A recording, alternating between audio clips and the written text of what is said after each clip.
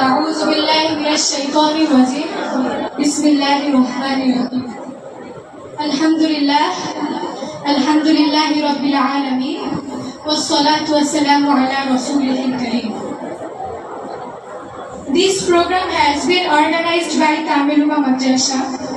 In this program, present here my honorable principal, chief guest, special guests, respected teachers, and students of various classes. At first, take my cordial greeting. Assalamu alaikum wa rahmatullahi wa barakatuh. Now, I would like to offer my cordial gratitude to the authority of Tamiluma Madrasa for giving me an opportunity to say something in front of you. This is Adima Naurin Rahila from class 7. We will deliver a wonderful presentation, inshallah. I will try to deliver a speech on the short biography of Hazrat Muhammad sallallahu alaihi wasallam. We know that Hazrat Muhammad sallallahu alaihi wasallam is the greatest and last prophet in the world.